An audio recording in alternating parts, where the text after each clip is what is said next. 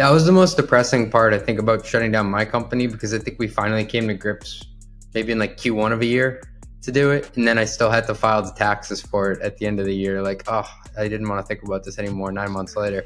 Think about it. Is it really worth your time? Like, no. That's the main thing. Like, what's the opportunity cost for you as well? We see founders that deal with the shutdown on average for 9 to 12 months post shutdown. And you ask yourself, like, really? Is that what you should be doing with your time? Is this thing on? Yesterday's price is not today's price.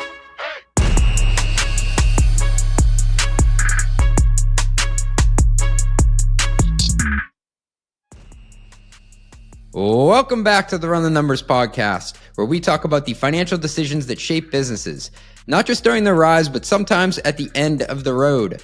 Today, I'm joined by Dori Yona, co-founder of SimpleClosure, to talk about something few entrepreneurs plan for, but many will face: how to shut down a startup the right way. We're diving into the shutdown process, from dissolution to bankruptcy to returning capital, what options founders have, and how to financially budget for the end, which I didn't know you had to do. Then we'll cover hidden liabilities, the lingering debts, vendor obligations, and legal pitfalls that can come to bite you if you don't wrap things up properly. You don't want to get that letter in the mail that you owe somebody money. And of course, we'll talk about the human side, how to break the news to investors, why perseverance is sometimes overrated, and the mistakes founders make when they hang on too long. If you think this topic doesn't apply to you, think again, because even the best founders should have a plan for a worst case scenario. All this and much, much more after a short word from our sponsors. Here's a question. Do you feel like you're wasting time and energy on contract renewals, or tracking shadow IT spend, or, this is a bad one, explaining rising software costs to the board? Truth is, traditional spend management is broken. That's where Tropic comes in. Tropic is an intelligent spend management solution that consolidates your spend data and processes into one unified offering, enabling insights and decisive action. It doesn't just show you where the problems are, it helps you solve them. From spotting hidden optimization opportunities like duplicative spend, to automating those painful procurement workflows, to giving you the best market data that turns every vendor negotiation in your favor. I'm a Tropic customer myself. I've been using them for over a year, and I love their price checks. They allow me to see if I'm getting a fair market deal instantly. And I'm proud to say that I am no longer using my email as our company's contract repository. I've got every document and renewal neatly organized in my Tropic portal. Isn't it time to turn spend management into your competitive advantage? Visit tropicapp.io/mostlymetrics to see what's possible when intelligence drives your decisions. tropicapp.io/mostlymetrics. What does the future hold for business? Ask 9 experts and you'll get 10 answers. Bull market, bear market, rates will rise, rates will fall. Can someone please just invent a crystal ball already? Until then, over 40,000 businesses have future-proofed their companies with NetSuite by Oracle, the #1 cloud ERP, bringing accounting, financial management, inventory, HR into one fluid platform. With one unified business management suite, there's one source of truth, giving you the visibility and control you need to make quick decisions. With real-time insights and forecasting, you're peering into the future with actionable data. Whether you're closing the books in days, not weeks, you're spending less time looking backwards and more time on what's next.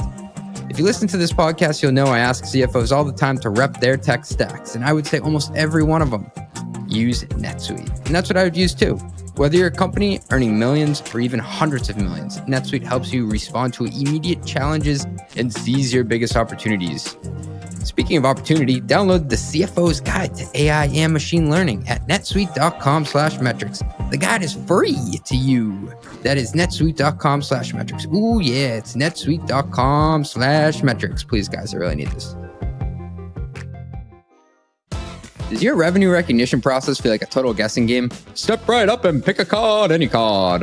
You're not alone. Revenue accounting is getting more complex, especially with subscription models, usage-based billing, and evolving compliance standards. Woohoo! RightRev is here to help you gain control over your revenue accounting. RightRev automates the revenue recognition process from end to end. Whether it's multi-element arrangements, subscription renewals, or complex usage-based contracts, RightRev takes care of it all. That means fewer spreadsheets, fewer errors, and more time for your team to focus on growth. Customers like Snowflake, Logic Monitor, and Epicor chose RightRev to manage their high volume and complex revenue accounting. CFOs can see the bigger picture faster without being held up by their team's reporting nightmares. You know me, I'm a business model fanatic. And don't get me wrong, I love all the evolutions. We've got self-serve revenue, usage-based revenue, and now even success-based revenue, you name it. But that doesn't make it any easier for us being counters on the back end to keep score. RightRev is like a cheat code for staying ahead of revenue complexities. So you're ready to transform your revenue accounting? Visit RightRev.com to schedule a demo. That's RightRev.com and tell them your boy CJ sent. RightRev, modern revenue recognition simplified. Oh yeah. Dori, welcome to the podcast, my man. Good to see you. We got to start with a big one here, okay? You're like a multi-time founder.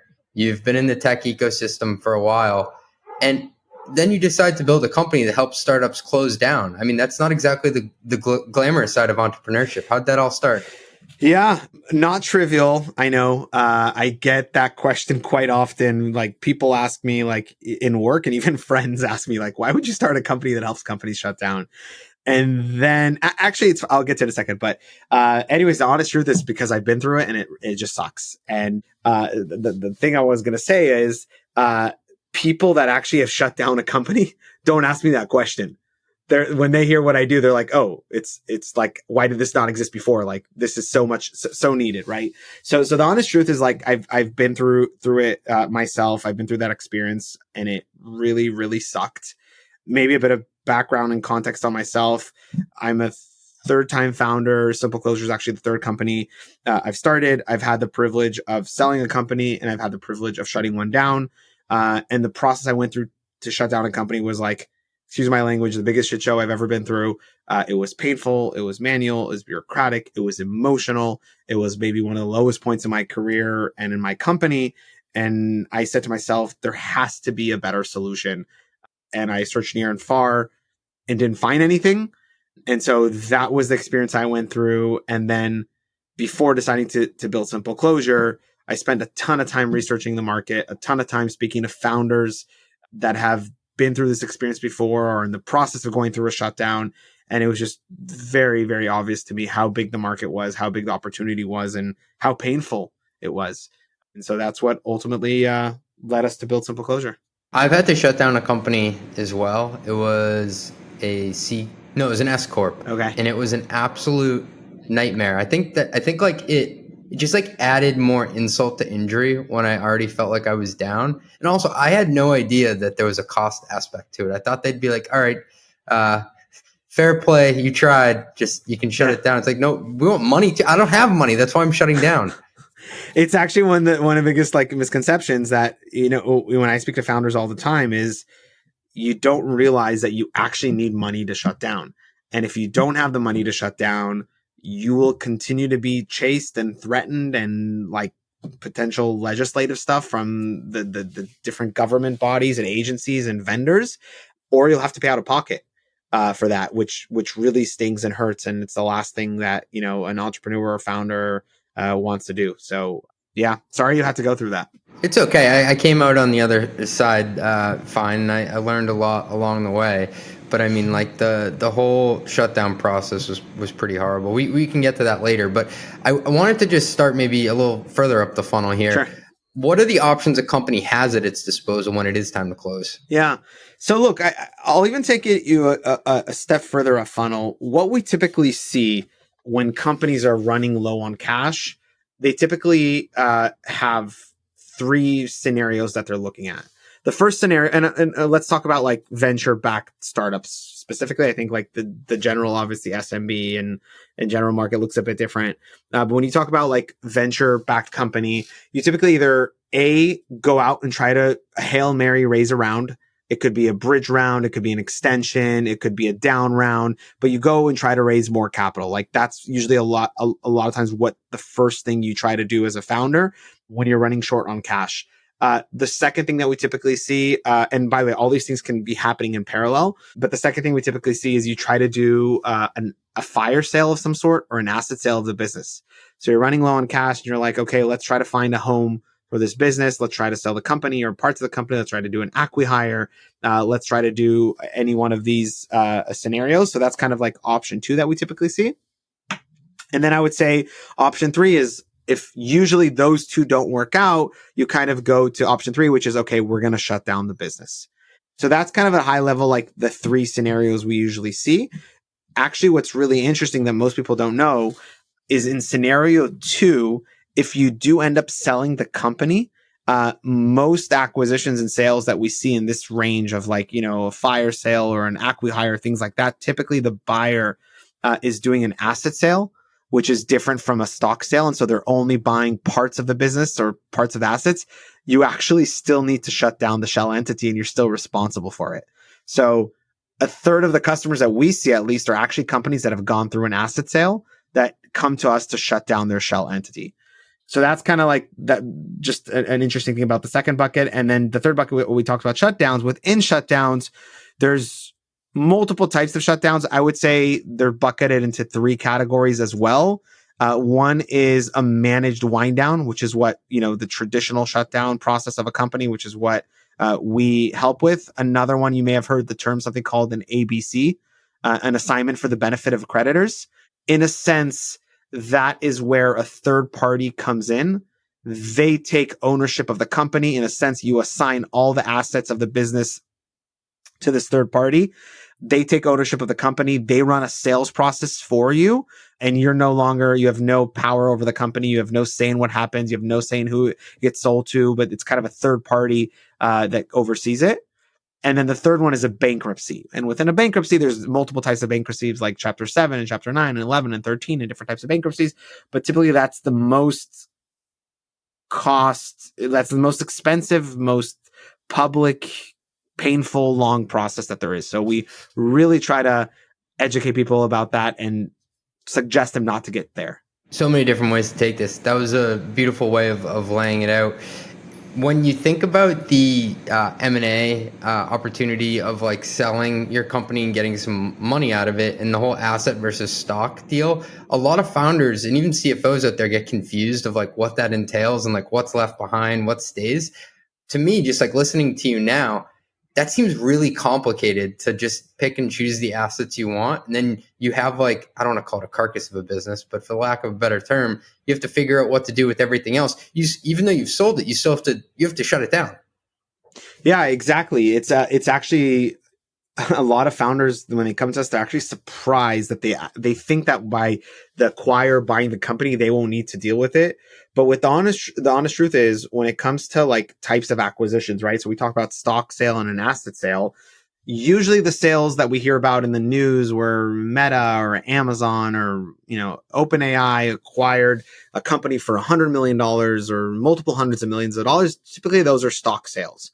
When you look at the lower end of the market in terms of types of sales that happen, so a company acqui-hired or a company sold for 10, 20, 30, sometimes even 40, $50 million, a lot of times that's an asset sale. The reason why it's done as an asset sale is actually typically it's a lot more there's tax reasons here and there, but it's typically more advantageous for the buyer in those cases to do an asset sale, because what they're actually doing or saying is like, I don't want all your problems. I don't want all your liabilities. I just want the good stuff. I just want your customers. I just want your IP. I just want your patents, or I just want your team. And so that gives the buyer the advantage where they can buy the valuable parts of the business and not need to take on the liability or the complicated parts or the negative parts of the business. And in those cases, the founders, the original board, is actually still liable for cleaning that up. So the acquirer won't deal with closing out your entity or dissolving it. They won't deal with closing out your payroll accounts. They won't deal with closing out contracts with vendors. The shell company, or to your point, the carcass, is still responsible for all of that. And then on the bankruptcy point, I'm smiling because I can't stop thinking about the Michael Scott from The Office scene when he's like, I declare bankruptcy. And they're like, Michael, you can't just come in the room and yell that. And you get to chill out and you don't have to pay anybody. But you said there were different types of bankruptcy. This is like a really stupid question. What does bankruptcy mean? Does it mean like you get to hit pause on owing people so you can like get your shit together, for lack of a better term? Yeah. So within the world of bankruptcy, I'll try to simplify it, but there's multiple types of bankruptcies. But in, I guess, simple terms, the goal of bankruptcy is, in a sense, why do you even get into bankruptcy? We get into bankruptcy in a sense when the company's liabilities significantly outweigh their assets. So when you have a lot more debt than what you actually have in value or in cash in the bank or in value of assets, right? You could be a hardware company and you have $1 million worth of inventory sitting in the warehouse. That's assets, right? The question is, how much do you owe, or what's the outstanding debt on the company for that? And so typically companies go to a bankruptcy when there's a lot more liability than assets. It is a federally governed process. So there's literally federal bankruptcy courts that oversee a bankruptcy process, and there's like federal judges that get involved. So like I said, it's an expensive, long process. And then the other thing to keep in mind around like the types of bankruptcies and things like that, from all the conversations I had with bankruptcy lawyers, and by the way, we don't do bankruptcy. Bankruptcy is like a world of its own. There's like specialized attorneys that do bankruptcies. But from every bankruptcy attorney that I spoke with, they typically say that no one actually makes money in bankruptcy except the lawyers.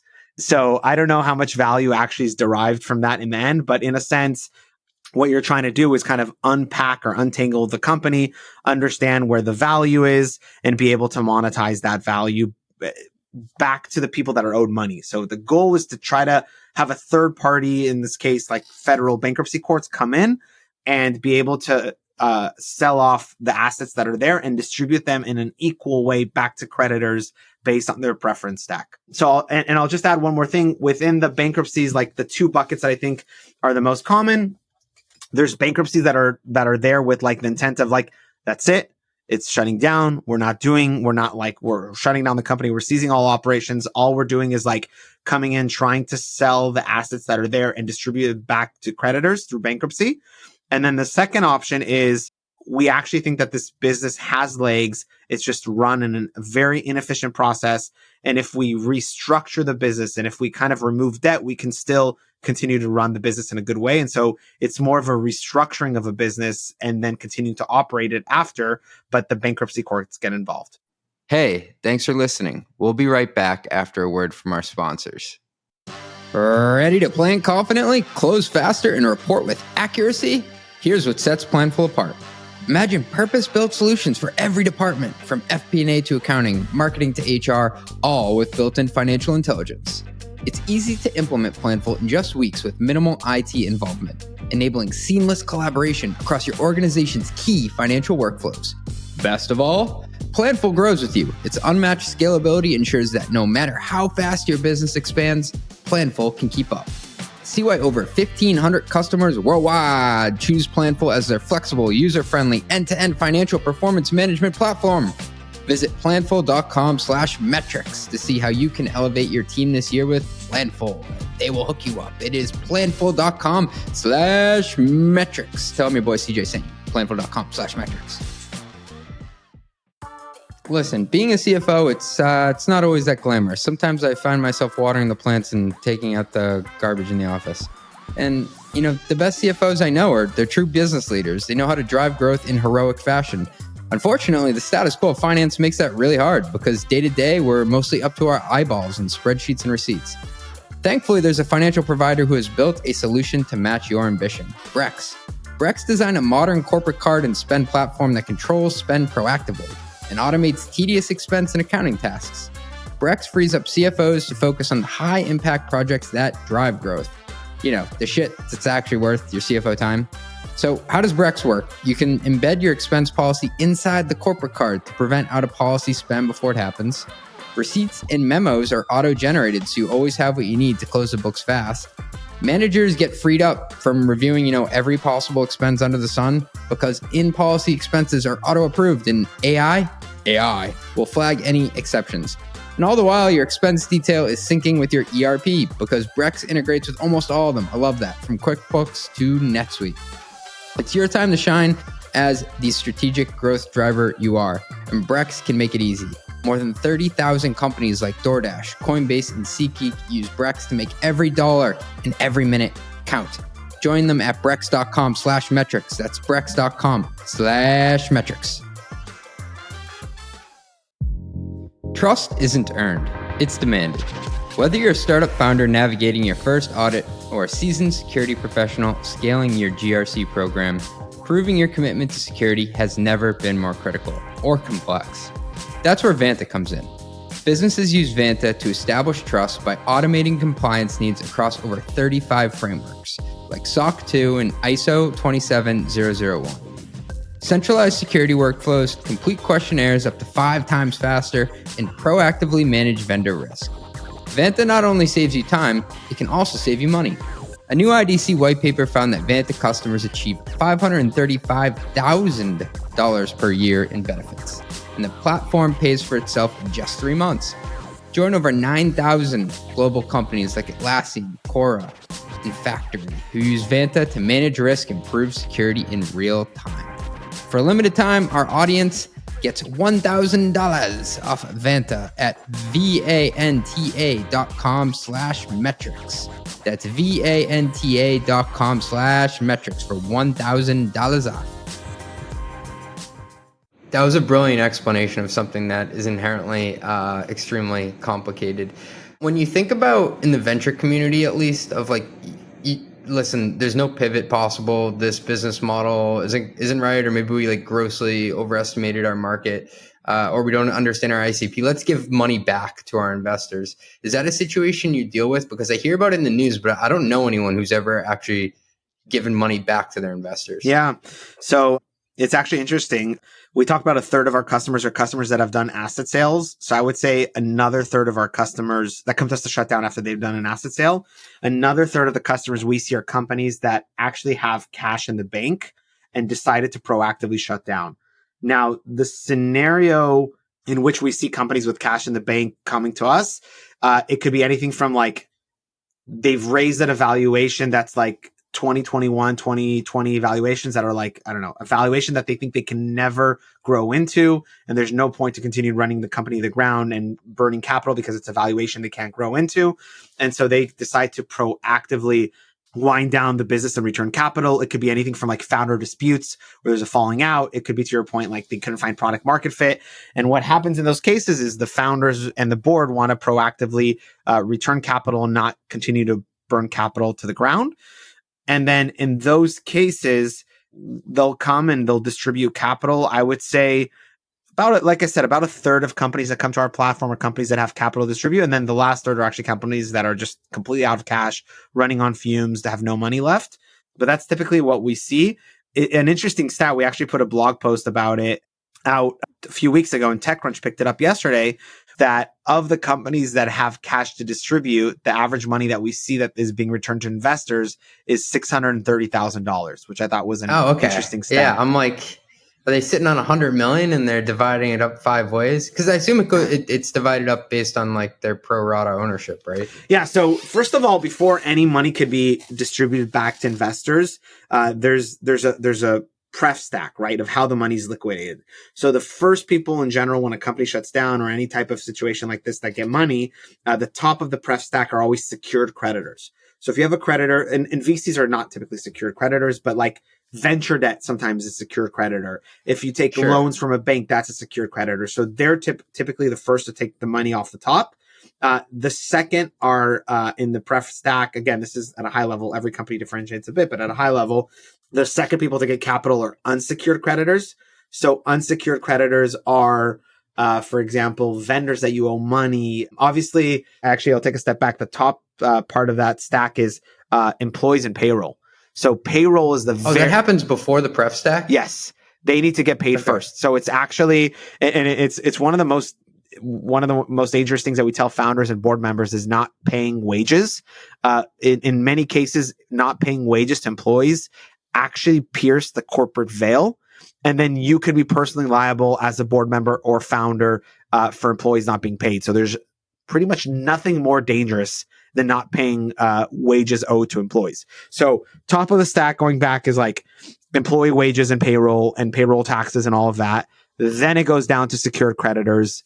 After secured creditors, it goes unsecured creditors. So unsecured are like vendors, invoices. You have a AWS bill. You have a marketing expense you have to pay. That's next. And only after all those have been satisfied, do investors have the right to the money. Obviously, like there could be extreme cases where investor had some kind of clause where they're a secured creditor and some kind of wacky setup. But in general, only then will investors get any money left over. So the 630 that gets distributed back to investors, that's after typically other things have been paid for. And then I'll just say that within investors, there's an internal liquidation preference stack within investors, sometimes convertible notes, which is like last money in, first money out. They'll kind of have a preference over preferred stock. But in general, there's a whole waterfall that's calculation that's done to distribute pro rata to investors. I want to back up and talk about financially budgeting for that portion that has to be taken care of before you even get to throw whatever amount cash proceeds can go through the waterfall. What are some of the categories? You mentioned employee severance. Would that be one? Yeah. So we actually built a hopefully very simple calculator on our website where you can go and enter a few inputs and we'll calculate for you how much money we recommend you to set aside in case you needed to shut down. And so I'll take some of the categories from our calculator, but it's, payroll and wages. A lot of times people don't think about is, do you have any annual agreements that you committed to and contracts that you're signed up for? Like I've taken, HubSpot or Salesforce for the year and I have quarterly payments, but I committed for a year. Technically, you're on the hook for that amount of money. Will Salesforce or HubSpot waive it given the situation you're shutting down? TBD. Technically, they have like the rightful, they have rightful legal warranty to go and claim that money. So we recommend looking at that. We recommend taking in mind office is a big expense. People don't realize that they're actually on the hook when you sign an office. A lot of times people also put a personal guarantee on office, but office, you sign an office for 2 years, 3 years, usually 4 years. And so you have to think about that as a potential expense or maybe a penalty to get out of. Another thing is typically your IT and cloud spend.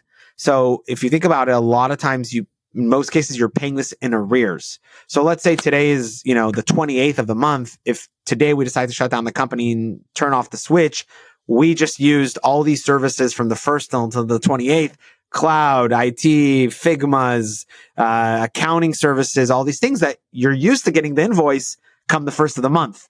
And so when you go to shut down, you have to take all of those things in consideration. So those are some examples of things that we always recommend you to budget for. What about your final tax return? You need to, closing out the company, the IRS still needs your final tax return. You need to budget that into it, additional fees like that.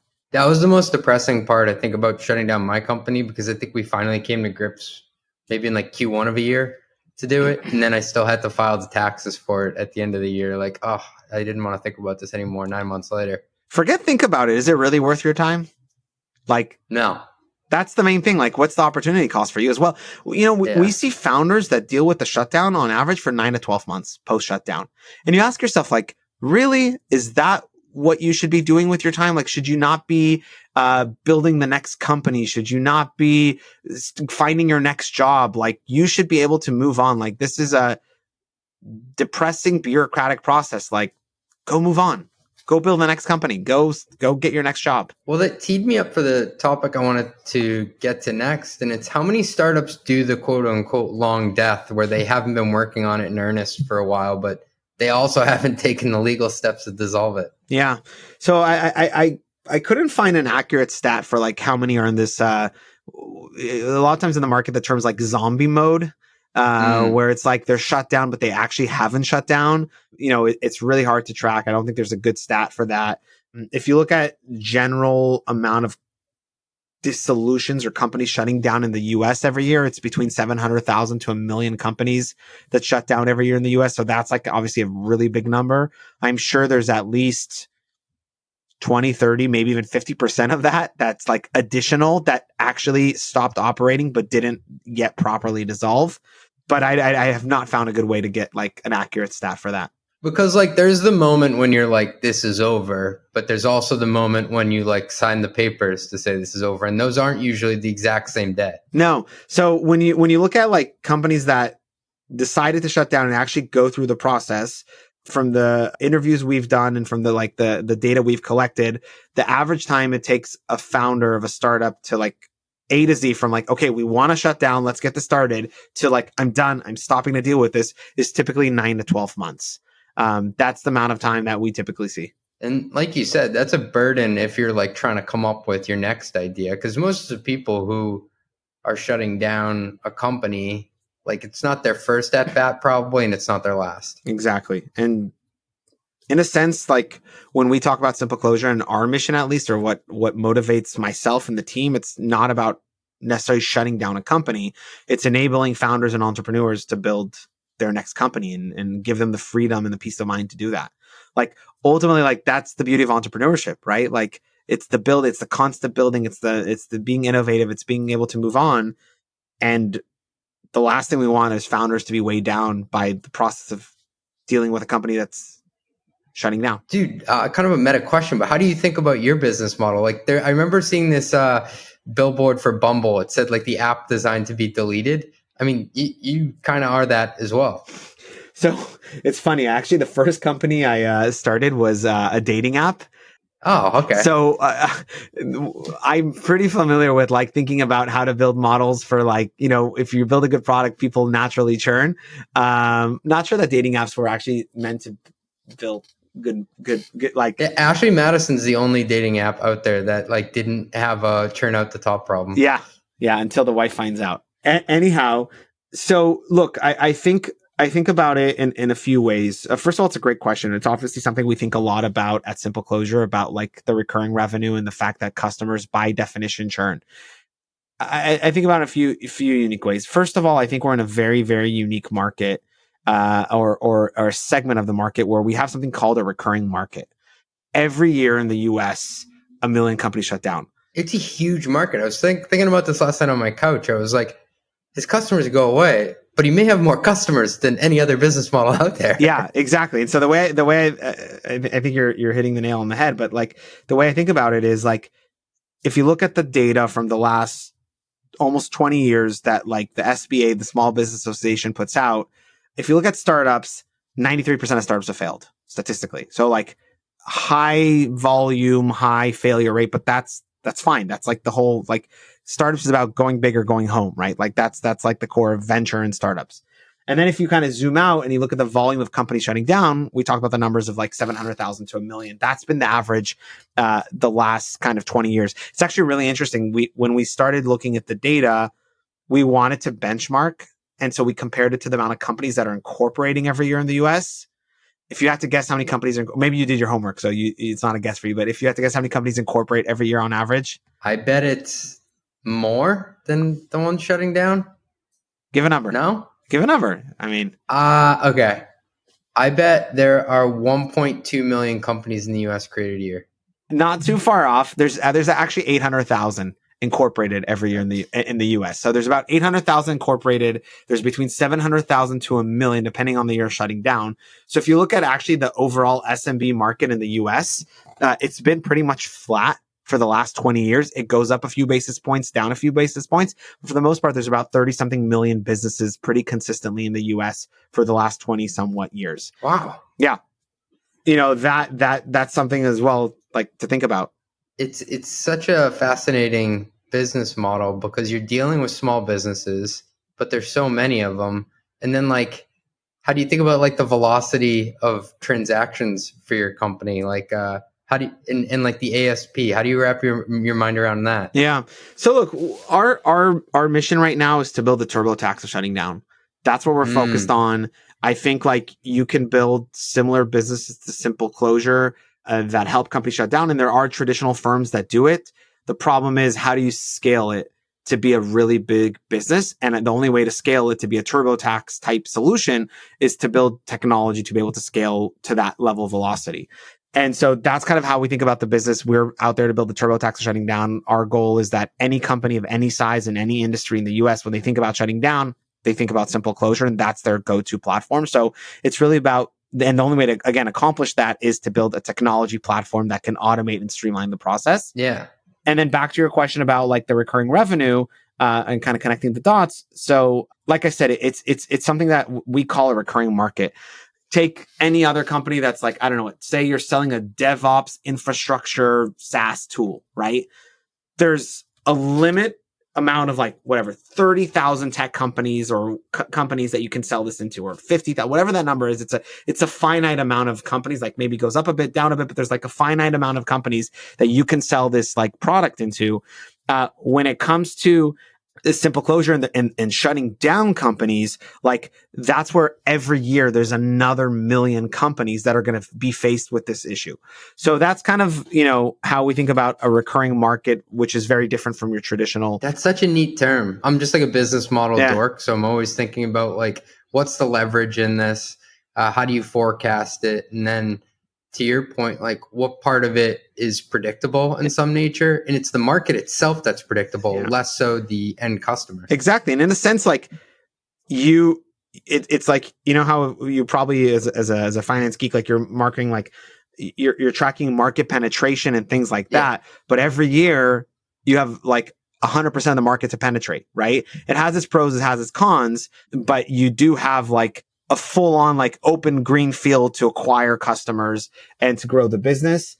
And then another way where I think like has been very, very powerful for us is, although the end customer is churning, there are features that customers have asked us for when they shut down that are product features actually that are actually recurring revenue in nature. And you're like, what could a company that's shutting down actually need that's recurring revenue? But you'll be surprised, but there's things you need like, virtual mailboxes and escrow bank accounts and things like that. So there are features and things that customers have asked for that are on our roadmap and that will adapt our pricing mechanism as well in our kind of our pricing structure over time. There's this, you'll see where I'm going in a second with this, but there was this company that was helping gig workers book shifts at different places. Okay. And they were running into this problem where like they were having a hard time selling the companies that they worked for on like buying the software. Cause they're like, well, you're going to help them also work for the coffee shop down the street. Like, I don't like that. And what they gravitated towards was like their actual customers, less so the business, but the worker. And I think there are parallels to you where you work with a founder and, you want them to be successful in their next go around, but like there's also a chance that they have to shut down again at a different place. So even though the business entity itself doesn't stick around, you can still attach and have a multi-time customer from a founder. Yeah. It's funny you bring it up. Like just recently we've had multiple so we've been around now for about a year and a half total out of stealth, maybe a year and 2 months, give or take. And we've already had repeat customers that have come to us, which is like very cool to see. Like repeat paying customers that come to us. And like, that's our goal. Like we want to be the go-to platform for any shutdown. Hey, Dori, you had mentioned this term earlier. I'm like a dog with a bone. Piercing the corporate veil. What does that mean? Because I've heard it thrown around in movies. Yeah. Funny. What movies do you watch? Yeah, right. Only movies about legal due process and corporate M&A transactions. I'm a very interesting person. I love the law movies and like the famous sentence. Was it like the corporate veil? I object, right? There's that sentence where he yells like I don't remember. Yeah, look, it's a term. I assume, like, I think that the definition is a legal term, but in a sense, taking a step back, what does it mean to pierce the corporate veil? Why do we create companies? Why in general are like corporations created, LLCs? It's like protect the people to protect the people, right? Like a lot of people like they'll even like you can go and be a consultant, right? And like just do a W-9 and like consult for a business. But then you see some consultants that go and create like an LLC for that, right? And what's like the core, if you were to Google, why should I create an LLC? A lot of people think it's like for tax advantages. I always thought it was for like tax advantage, why you should create an LLC. It's not really true for the most part. I'm sure like there's edge cases, but an LLC. You get some write-offs for dinner. You discuss business with your wife, write it off. No, but you can still do that as a consult. Like you can now consult. Like if I consult a customer as a contractor consultant, and I charge them $1,000 for a workshop of 4 hours, for example. If I drive to that workshop, if I grab lunch while I'm at that workshop, you can still write it off with or without the LLC. So the LLC is actually, I was also always under the assumption that it's for a tax perspective. You can still like do it on your tax. My wife was doing some consulting and like we file taxes. She didn't have to open an LLC to do it. She could do consulting and just do an Excel sheet for our accountant of like, I had no idea you could do that. Here's her revenue. And then here's like, she bought a laptop to do her business. Here's the dinner she took a client out to. You don't actually need LLC for that, which was a misconception that I also had. I'm sure, like, I'm not a CPA, I'm not a lawyer, like, take my feedback with a grain of salt. But at a high level, I always thought that entities were there for tax advantages. In some cases they are, but for the most part, like, they're there to be a shield or to protect you as an individual, so that if something goes wrong with the business or whatever you're doing, like, you cannot be, no one could come after you personally, but they could come after the company. I'll give an example in a completely different industry. Let's say you're in real estate and you own a few houses and you rent those houses out. If you're personally renting out those houses, and let's say you have a tenant that something happens and, like, the tenant ends up suing you as the landlord, right? If you're renting out those houses, if you're personally renting them out, then you could be personally sued. Your personal assets, the money you have in your bank account, could all be on the hook for that. Whereas if you have an LLC and the LLC is the one that owns the houses and they rent it out and it's a business, if anything happens and there's a lawsuit against, like, if something happened with the renters and there's a lawsuit against the house or the LLC, like, sure, the house can, in worst case, can be taken away if you lose the case and you owe, I don't know, millions of dollars. But you personally, your assets are protected because you've created that shield. And so for the most part, entities are there to protect the people that run the company and create corporate structure. And so that's why they're advantageous. And that's why you kind of, one of the reasons why you put it there. And the term piercing the corporate veil is, and by the way, the shield, see it as the corporate veil. That is the corporate veil. It's the shield or this bubble that's protecting the founders or the operators of the business. And so the term piercing the corporate veil means that you do something that that protection you had is now pierced and you no longer have that protection. And so when it comes to, and I don't know all the lists of things that could pierce the corporate veil, but when it comes to shutdown specifically, I'm a lot more familiar.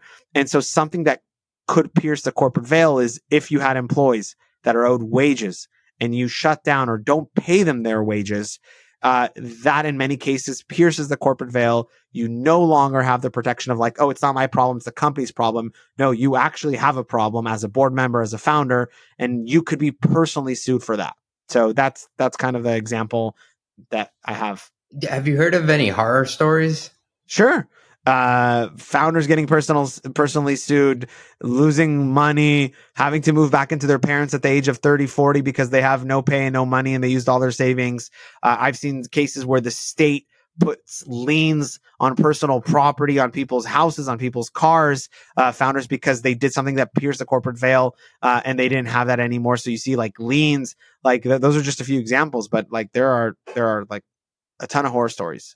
Yikes, that's scary. I think that's also why a lot of VC-backed companies are required to get a certain amount of D&O, directors and officers insurance. Exactly. So things like that can help protect the directors and officers. So that's, usually companies that we see that have raised at least an A round and above, they're obligated typically, like, by the VC to get D&O insurance, and things like that can help.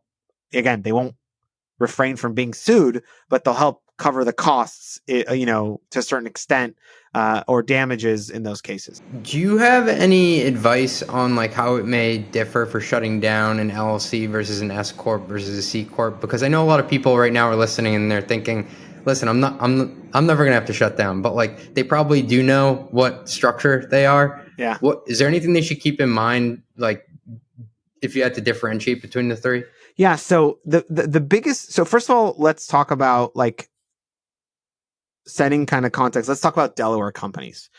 Every state is a bit different and has their own jurisdiction, but I'll purposely talk about Delaware companies because I think 95 to 98% of venture-backed companies, which is, like, where CFOs typically work at, and entrepreneurs, are Delaware corporations or Delaware entities. So I will talk in this example about Delaware, but every state changes a bit. But for this example, let's use Delaware.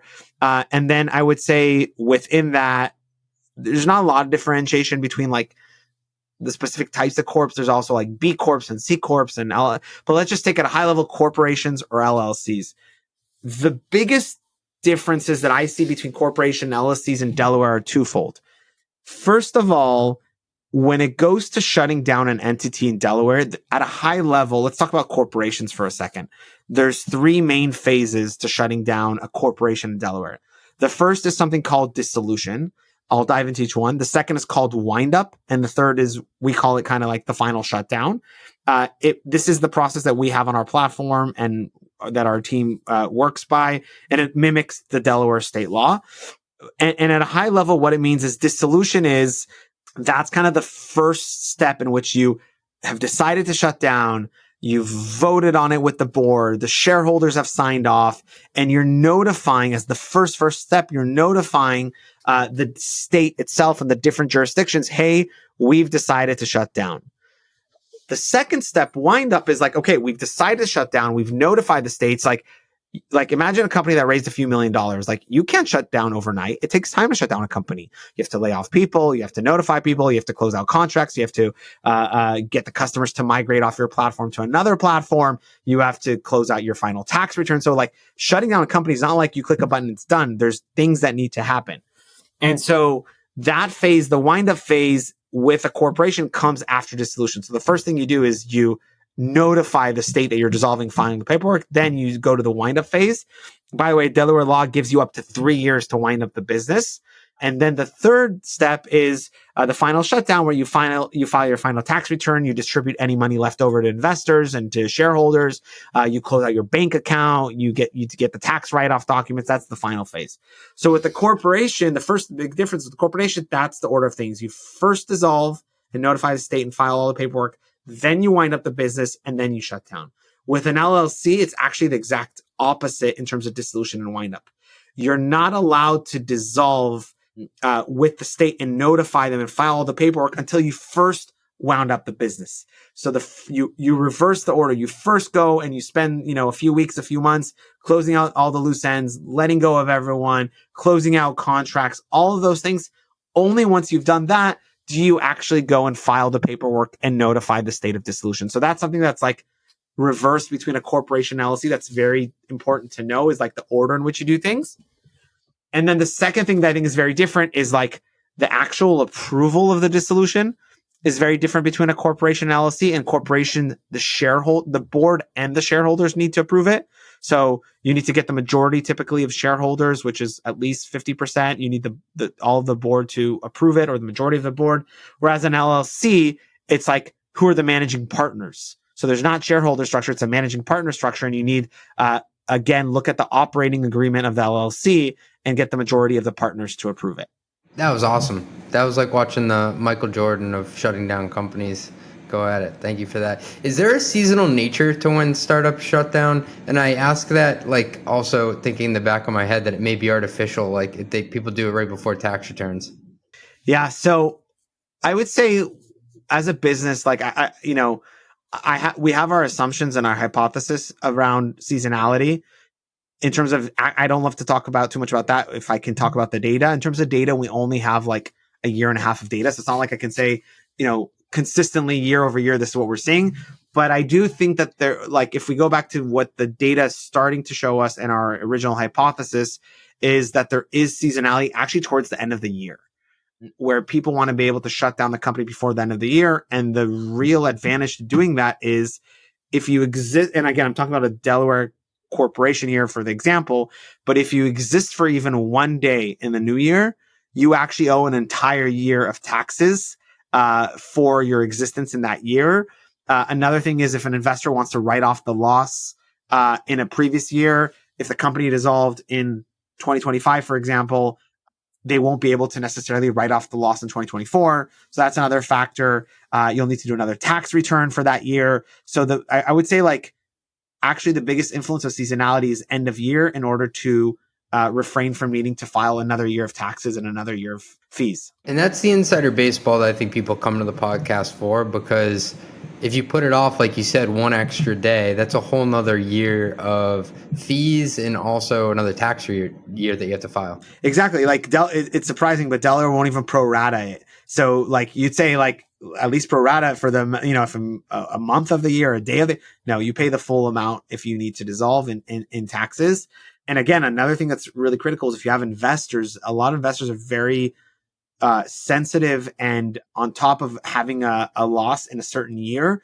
And so if you dissolve in 2025, most likely their tax professional will not agree to take the loss in 2025.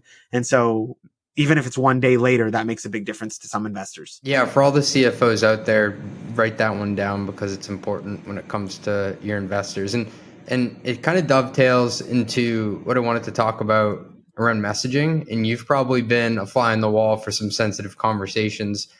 Is there a best, is there a least worst way to communicate to your investors? Like, does it usually come down to that moment where, you have to say, listen, this isn't working? Or is it usually the other way around, actually, where the investors are coming to you and saying, maybe you should think about your options? Yeah, look, I've seen it across the board. My personal experience has actually been, which is, part of the reason of the story of why we started SimpleClosure. I was actually in a board meeting presenting financials, and one of our board members looks at the financials and says, hey, Dori, the numbers don't look good. The runway looks short. We're not going to put additional capital in the business, and I don't think we can raise additional capital. I think we need to think about the option of shutting down. So that's like an example that I even personally went through where the board was the one that kind of preempted or brought up that question. But we kind of see it across the board. Honestly, my best piece of advice in these situations from like speaking to founders and financial leaders at the companies that are going through these processes is you're saying, is there a way to communicate it? I'll actually take a step back. First, start with communicating it. Like there's people that actually don't communicate the financial situation. They don't share with their investors what's going on. They don't send out quarterly updates or monthly updates. Like you should be communicating this to your investors early on. Like if you're sending an email and saying, we decide to shut down and they get mad or they're shocked, I actually challenge you to say, like, have you done a good enough job communicating this with investors? That is such a good point. Like it should never come to the point that it's a surprise. If you're keeping them in the loop, it's just like it's a continuum. Like eventually you reach that chapter in the book. It's not like just, drop it on the desk and say, listen, time's up. Exactly. I will say though, like from a founder perspective or a finance perspective, look, it's tricky. I also get where it's tricky. Why is it tricky? On the one hand, you're facing the harsh reality that you might need to shut down. And like you internally know that, the numbers, the rev, like no one knows the business better than you. Your investors don't know your business as well as you, especially like angels and things like that, right? And the people that are not non-lead VCs. And so you as a finance team, as a founder, on the one hand, you want to communicate that because they don't know. On the other hand, you're trying to raise a bridge, an extension, anything to keep the company alive. And so you're like between a rock and a hard, how as a founder do I have a conversation with an investor that I expect them to write a check for another $500,000 to kind of help bridge the company or help and on the other hand, I tell them, hey, like in the back of my mind, I'm thinking about shutting down. Like as an investor, I would say, wait, am I throwing away $500,000 for nothing? Like you're convincing me to give more capital because you think that this can materially like save the company. We can get to the next milestone. We can raise our next round. If you're talking about shutting down, do you really believe that or do you not believe that? And so I actually think it's actually a really, really, really challenging conversation to have with your investors because like you're giving them mixed signals to some extent. And you talk about nuance. Yeah. You're giving them mixed signals. Like you want them to invest more, but on the other hand, you want to be transparent with the financial situation. And so how do you like play like both parts in that? And it's a challenge, right, for founders. So I honestly also understand where like sometimes it's hard to navigate that because again, you're trying, like you don't want to shut, like founders are not coming and saying, I want to shut down. People are shutting down because like most cases, like it's situational. Like they reach the end of the line and there's like no other alternatives, right? That's entrepreneurial spirit. So that's something that I think is challenging in terms of communication is like, how do you communicate that? But in general, like be communicative, be forthcoming, be transparent, set expectations. Like we, for companies that use SimpleClosure, to shut down, we actually pre-populate the language for you based on like best practices of what should be communicated. We make sure that we set expectations with investors. Like a lot of investors are like, okay, like you decide to shut down. What does that mean now? Do I need to do anything? Do I need to sign anything? Will I get money back? Like they have all these questions. And so the more you can be proactive and communicate these things, which are things that we've built into our product and platform, I think the better experience you will have. And why is it so important to have a good experience with your investors? Even at that, look, your investors invested in you knowing that 90% chance you'll fail. Like that's the game. That's the market they're in. Like it's naive of as an investor to say, oh, my portfolio is 50% success rate. No, that's not true. I would argue that as an investor, you're not aggressive enough and you don't take high enough risk if you have a 50% success rate. Like it kind of goes to like on the finance side, I was at a company called Trip Actions in Vaughn, and we had a rate that we tried to aim for in terms of like our loss ratio on lending money and whatever. It was, I don't know, like let's just say we want to hit a 4% loss rate. If you're losing too little, you're actually not extending enough money and you're not risk enough. If you're losing too much, you're overextending. Same thing with like VCs. And so I think you need to aim to have a 90% like loss rate. You want the 10% winners to be mega winners, right? And be 1,000x returns and not 100x return.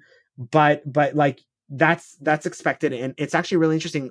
About 60 to 70% of the founders on our platform are starting their next company while shutting down their existing company. And one of the even more interesting like insights from there, takeaways from there, is that a lot of times they're actually going back to their same investors, and those same investors are the first check-in to their next company. And so it goes back to like the way you end the relationship and how you fail with grace and how you kind of wrap up the relationship actually, I think, correlates to what founders are getting investments again from their existing investors. Because if you're able to be transparent, if you're able to be communicative, if you're able to set expectations, like, you know, like you tried your best, you gave it your all, it didn't work out. It happens. That's like part of entrepreneurship. But if you ended it in a good way, in a positive manner with your investors, I think you're increasing the likelihood that those same investors invest in your next business again. Well said. And that's such a crazy stat. 60% of them are working on their next thing already. Yeah, I was shocked too. I thought like all people want to do would take a sabbatical and like just go get a job and work from 9 to 5 and have an easy life. But like, I think it's also special. It's what defines like the entrepreneurial spirit. Like we're builders at heart.